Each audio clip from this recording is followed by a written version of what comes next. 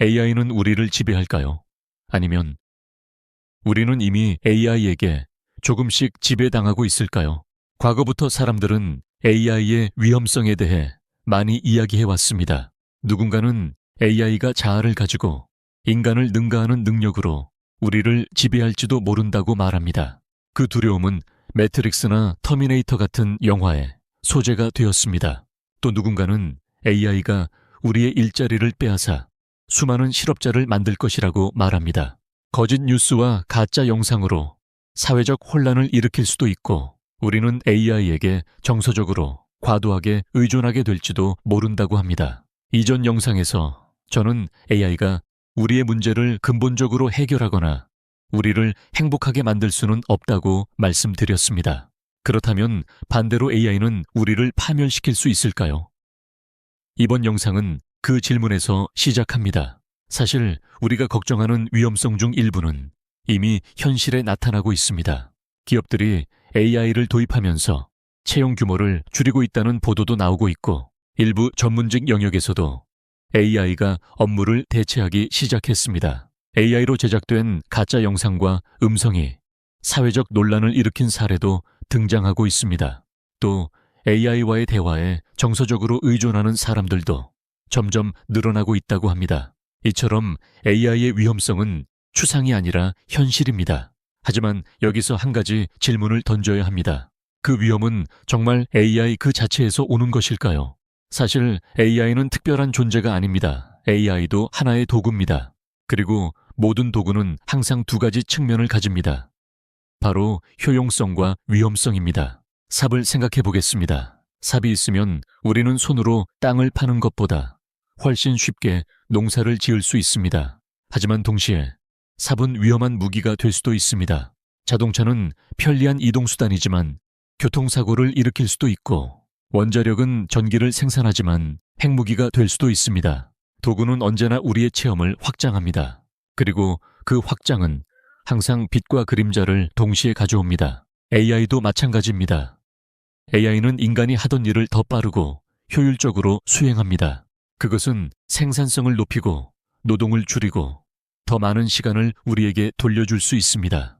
하지만 동시에 부의 양극화를 가속할 수 있고 일자리 구조를 급격히 변화시킬 수 있으며 우리가 그 늘어난 시간을 어떻게 써야 할지에 대한 새로운 고민을 안겨줍니다. AI는 우리의 상상을 영상으로 구현해주지만 거짓 정보와 왜곡된 콘텐츠로 혼란을 만들 수도 있습니다. 언제 어디서든 우리의 질문에 답하고 위로를 줄 수 있지만 인간관계를 약화시킬 가능성도 있습니다. 그렇다면 우리는 AI의 발전을 막아야 할까요? 그렇지 않습니다. 도구의 발전을 멈추는 것은 인간의 본성과 어긋납니다. 도구의 발전은 곧 채원호 폭이 확장되는 과정이기 때문입니다. 우리는 AI를 통해 더 큰 가능성과 더 넓은 상대성을 체험하고 있을 뿐입니다. 그렇다면 문제는 무엇일까요? 문제는 도구가 아니라 그것을 사용하는 인간인 우리의 영성입니다. 고대의 부족 사회를 떠올려 보겠습니다. 만약 그 시대의 사람들에게 현대의 예리한 칼이 주어졌다면 어떻게 사용할까요? 아마 가장 먼저 무기로 사용했을 가능성이 높습니다. 왜냐하면 그 시대는 폭력과 약탈이 일상적이었고 갈등을 힘으로 해결하는 문화 속에 있었기 때문입니다. 하지만 현대의 우리는 그 칼을 무기로 사용하지 않습니다. 오늘날 우리는 다툼을 폭력으로 해결하면 안 된다는 법률을 가지고 있고 타인을 존중해야 한다는 윤리와 예절을 교육받습니다. 그런 법과 윤리와 예절이 모두 영성이며 그것의 발전이 바로 영성의 발전입니다. 그리고 이런 영성은 도구의 사용 방식을 결정합니다. AI도 같습니다.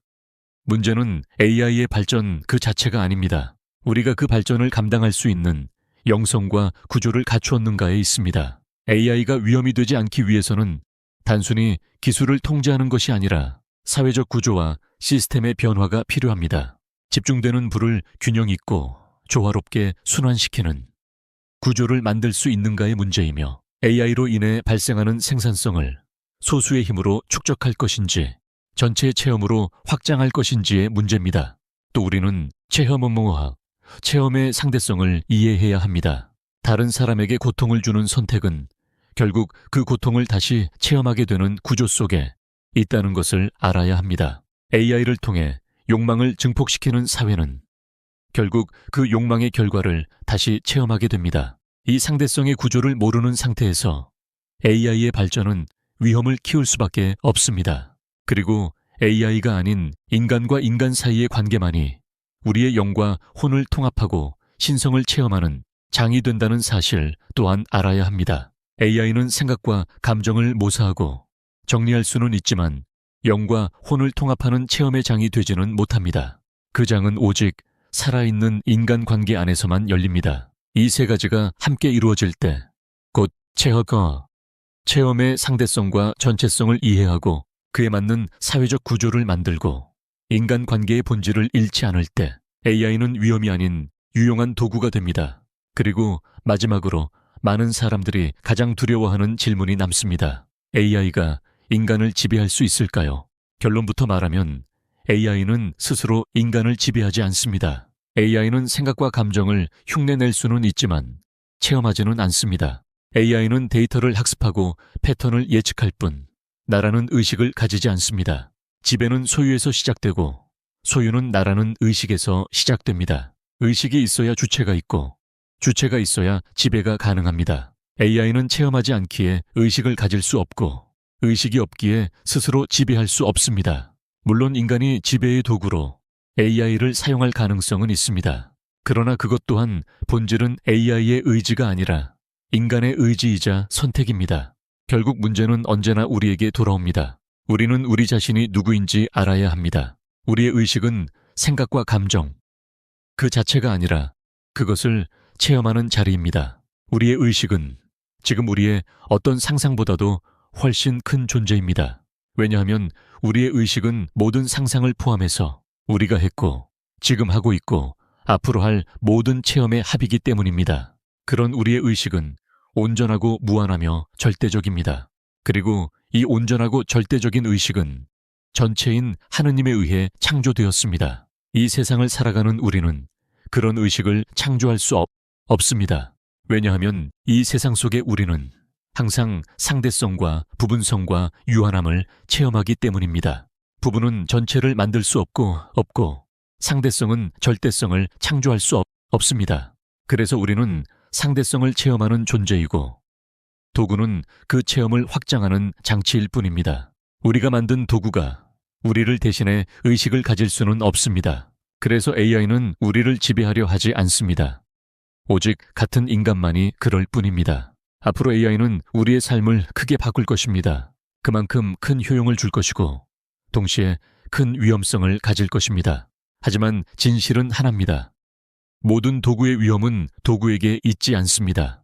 그 도구를 사용하는 우리, 곧 우리의 영성에 있습니다. AI는 우리를 파멸시키는 존재가 아니라 우리의 수준을 증폭시키는 존재입니다. 영성이 멈춰 있으면 위험을 증폭시키고 영성이 발전하면 가능성을 증폭시킵니다. 그래서 우리가 해야 할 일은 AI를 두려워하거나 멈추는 것이 아니라 우리의 영성을 발전시키고 체험의 상대성과 전체성을 이해하며 그에 맞는 사회적 구조를 만들어가는 것입니다. AI는 우리를 비추는 거울입니다. 우리가 어떤 의식을 가지고 있는지, 어떤 영성을 가지고 있는지 그대로 드러내는 거울입니다. 그래서 우리가 해야 할 일은 AI를 두려워하는 것이 아니라 우리의 의식을 더 깊이 이해하고 우리의 영성을 더 발전시키는 것입니다.